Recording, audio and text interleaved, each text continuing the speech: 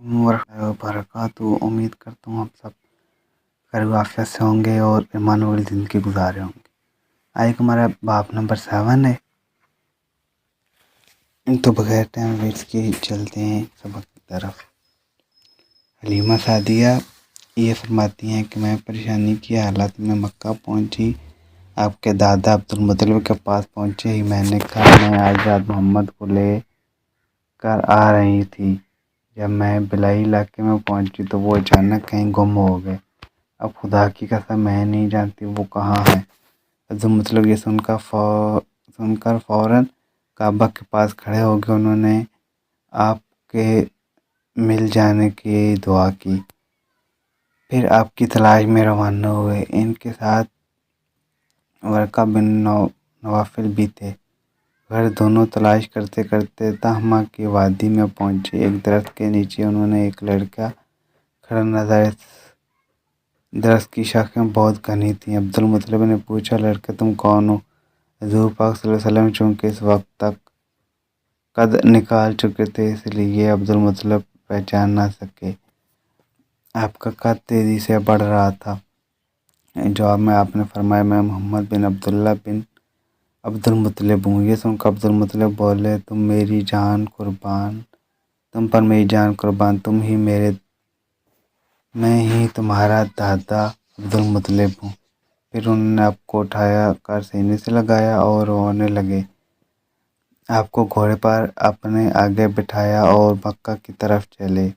گھر آ کر انہوں نے بکریاں اور گائیں ذبح کی اور مکہ والوں کو دعوت کی۔ آپ کے مل جانے کے بعد حضرت حلیمہ سعدیہ حضرت آمنہ کے پاس آئیں تو انہوں نے پوچھا حلیمہ آپ اپنے بچے کو کیوں لے آئیں؟ آپ نے تو خواہش کی تھی کہ ابھی آپ کے پاس رہیں۔ انہوں نے جواب دیا یہ بڑے ہو گئے ہیں اور اللہ کی قسم میں اپنی ذمہ داری پوری کر چکی ہوں۔ میں خوف محسوس کرتی ہوں کہ کہیں انہیں کوئی حادثہ نہ پیش آ جائے، لہذا انہیں آپ کے سپرد کرتی ہوں۔ حضرت آمنہ کو یہ جواب سن کر حیرت ہوئی، بولی مجھے سچ سچ بتاؤ ماجرا کیا ہے؟ تب انہوں نے سارا حال کہہ سنایا۔ حلیمہ سعدیہ نے دراصل کئی عجیب و غریب واقعات دیکھے تھے۔ ان واقعات کی وجہ سے آپ بہت پریشان ہو گئی تھی۔ پھر سینہ مبارک چاک کر کیے جانے والا واقعہ پیش آیا تو وہ آپ کو فوری طور پر واپس کرنے پر مجبور ہو گئی۔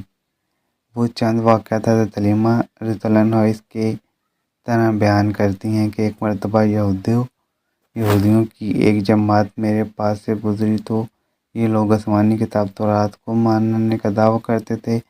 میں نے ان سے کہا کہ آپ لوگ میرے اس بیٹے کے بارے میں کچھ بتائیں۔ ساتھ ہی میں محمد حضور اکرم صلی اللہ علیہ وسلم کی پیدائش کے بارے میں انہیں تفصیلات سنائی۔ یہ یہودی تفصیلات سن کر آپس میں کہنے لگے اس بچے کو قتل کر دینا چاہیے۔ یہ کہہ کر انہوں نے پوچھا کیا یہ بچہ یتیم ہے؟ میں نے ان کی بات سن لی تھی کہ وہ ان کو قتل کا ارادہ کر رہے تھے، سو میں نے جلدی سے شوہر کی طرف اشارہ کرتے ہوئے کہا نہیں یہ رہے اس بچے کے باپ۔ تب انہوں نے کہا اگر یہ بچہ یتیم ہوتا تو ہم ضرور اسے قتل کر دیتے۔ یہ بات انہوں نے اس لیے کہی کہ انہوں نے پرانی کتابوں میں پڑھ رکھا تھا کہ ایک آخری نبی آنے والا ہے، ان کا دین سارے عالم میں پھیل جائے گا، ہر طرف ان کا بول بالا ہوگا۔ ان کی پیدائش اور ان بچپن کی یہ علامات ہوں گی کہ وہ یتیم ہوں گے۔ اب چونکہ ان سے حلیمہ سعدیہ نے یہ کہہ دیا تھا کہ یہ بچہ یتیم نہیں ہے تو انہوں نے خیال کر لیا کہ یہ بچہ نہیں ہے، اس لیے انہوں نے بچے کو قتل کرنے کا ارادہ ترک کر دیا۔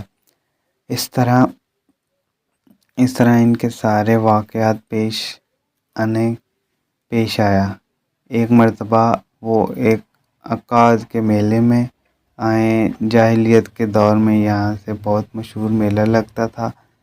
یہ میلہ طائف اور نخلا کے درمیان لگتا تھا۔ عرب کہ لوگ حج کرنے آتے تو شوال کا مہینہ اس میلے میں گزارتے، کھیلتے کودتے، اپنی برائیاں بیان کرتے۔ حلیمہ سعدیہ رضی اللہ عنہا فرماتی ہیں کہ میں آپ کو لے کر بازار میں گھوم رہی تھی، کیا ایک کان کی نظر آپ پر پڑی، اسے آپ میں نبوت کے تمام معلومات نظر آئیں۔ اس نے پکار کر کہا، لوگوں اس بچے کو مار ڈالو۔ حلیمہ اس کان کی بات سن کر گھبرا گئی اور جلدی سے وہاں سے سڑک گئیں۔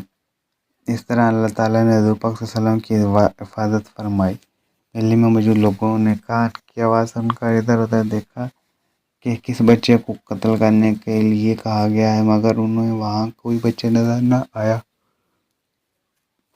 اب لوگوں نے کان سے پوچھا، کیا بات ہے، اس بچے کو مار ڈالنے کے لیے کہہ رہے ہو؟ اس نے ان لوگوں کو بتایا، میں نے ابھی ایک لڑکے کو دیکھا ہے، معبودوں کی قسم وہ تمام دین کے ماننے والوں کو قتل کرے گا، تمہارے بتوں کو توڑے گا اور تم سب پر غالب آئے گا۔ یہ سن کر لوگوں آپ کی تلاش میں ادھر ادھر دوڑے لیکن ناکام رہے۔ حلیمہ سعدیہ آپ صلی اللہ علیہ وسلم کو لیتے واپس آ رہی تھی کہ ذی الحجاز سے ان کا گزر ہوا۔ یہاں بھی میلہ لگا ہوا تھا۔ بازار میں ایک نجومی تھا، لوگ اس کے پاس اپنے بچوں کو لے کر آتے تھے۔ وہ بچوں کو دیکھ کر ان کی قسمت کے بارے میں اندازہ لگاتا تھا۔ حلیمہ سعدیہ اس کے نزدیک سے گزری تو نجومی کی نظر ہمارے نبی پاک صلی اللہ علیہ وسلم پر پڑی۔ نجومی نے آپ صلی اللہ علیہ وسلم کی مہر نبوت پر نظر آ گئی۔ ساتھ ہی آپ صلی اللہ علیہ وسلم کی آنکھوں میں خاص سرخی اس نے دیکھ لی۔ بولا، وہ چلا، اے عرب کے لوگوں، اس لڑکے کو قتل کر دو، یہ یقیناً تمہارے دین کے ماننے والوں کو قتل کرے گا، تمہارے بتوں کو توڑے گا اور تم پر غالب آئے گا۔ یہ کہتے ہوئے وہ آپ کی طرف جھپٹا، لیکن اسی وقت وہ پاگل ہو گیا اور اس پاگل پن میں مر گیا۔ ایک اور واقعہ سیرت ابن ہشام میں ہے کہ حبشہ کے عیسائیوں کی ایک جماعت حضور پاک صلی اللہ علیہ وسلم کے پاس سے گزری تو اس وقت آپ صلی اللہ علیہ وسلم حلیمہ سعدیہ کے ساتھ تھے اور وہ آپ کو آپ کی والدہ کے حوالے کرنے جا رہی تھیں۔ ان عیسائیوں نے آپ صلی اللہ علیہ وسلم کے مونڈوں کے درمیان مہر نبوت دیکھ کر آپ صلی اللہ علیہ وسلم کی آنکھوں کی سرخی کو بھی دیکھا۔ انہوں نے حلیمہ سعدیہ سے پوچھا، کیا اس بچے کی آنکھوں میں کوئی تکلیف ہے؟ تو انہوں نے جواب دیا، نہیں، کوئی تکلیف نہیں، یہ سرخی تو ان کی آنکھوں میں قدرتی ہے۔ ان عیسائیوں نے کہا، تب اس بچے کو ہمارے حوالے کر دو، ہم اسے اپنے ملک لے جائیں، یہ بچہ پیغمبر اور بڑی شان والا ہے، ہم اس کے بارے میں سب کچھ جانتے ہیں۔ حلیمہ سعدیہ یہ سنتے ہی وہاں سے جلدی سے چلیں یہاں تک کہ آپ صلی اللہ علیہ وسلم کی والدہ کے پاس پہنچا دیا۔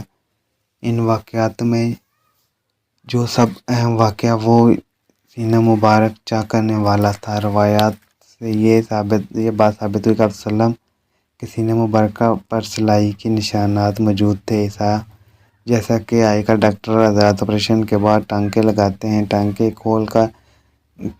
کھول دیے جانے کے بعد بھی سلائی کے نشانات موجود رہتے ہیں۔ اس واقعے کے بعد حلیمہ سعدیہ رضی اللہ عنہا اپنے خاوند نے فیصلہ کیا کہ اس بچے کو اپنے پاس نہیں رکھنا چاہیے۔ اب حضرت حلیمہ سعدیہ نے حضور پاک صلی اللہ علیہ وسلم کو حضرت آمنہ کے حوالے کیا۔ اس وقت آپ صلی اللہ علیہ وسلم کی عمر 4 سال تھی۔ ایک روایت سے یہ ملتی ہے کہ اس وقت اس عمر تشریح میں 5 سال تھی۔ اب ایک تیسری روایت کے مطابق آپ صلی اللہ علیہ وسلم کی عمر 6 سال تھی۔ حضرت حلیمہ سعدیہ رضی اللہ عنہا آپ صلی اللہ علیہ وسلم کو حضرت آمنہ کے حوالے کیا تو اس کے کچھ دنوں بعد حضرت آمنہ انتقال کر گئی۔ والدہ کا سایہ بھی سر سے اٹھ گیا۔ حضرت آمنہ کی وفات مکہ اور مدینہ کے درمیان ابواء کے مقام پر ہوئی۔ آپ صلی اللہ علیہ وسلم آپ کو یہیں دفن کیا گیا۔ ہوا یہ کہ آپ صلی اللہ علیہ وسلم کی والدہ آپ صلی اللہ علیہ وسلم کو لے کر اپنے میکے مدینہ منورہ گئیں. لوگوں، آپ صلی اللہ علیہ وسلم کے ساتھ ایمن بھی تھی. ایمن کہتی ہیں کہ ایک دن مدینہ کے 2 یہودی میرے پاس آئے اور بولے ذرا محمد کو ہمارے سامنے لاؤ، ہم انہیں دیکھنا چاہتے ہیں. میں آپ صلی اللہ علیہ وسلم کو ان کے پاس سامنے لے گئی. انہوں نے اچھی طرح دیکھا. پھر انہوں نے اپنے ساتھی سے کہا کہ اس امت کا نبی ہے اور یہ شہر ان کی ہجرت کا ہوگا. یہاں زبردست جنگ ہوگی، قید پکڑے جائیں گے. آپ صلی اللہ علیہ وسلم کی والدہ کو یہودیوں نے اس بات کا پتہ چلا تو آپ ڈر گئیں اور آپ صلی اللہ علیہ وسلم کو لے کر مکہ کی طرف روانہ ہوئے. مگر راستے میں ہی ابوا کے مقام پر وفات پا گئے. اس کے ساتھ ہمارا چیپٹر ختم ہوا. انشاءاللہ تعالی نیکسٹ چیپٹر نمبر 8 آپ کو اگلی ویڈیو میں دکھائی دے گا. اس کے ساتھ اجازت دیں. السلام علیکم ورحمۃ اللہ وبرکاتہ.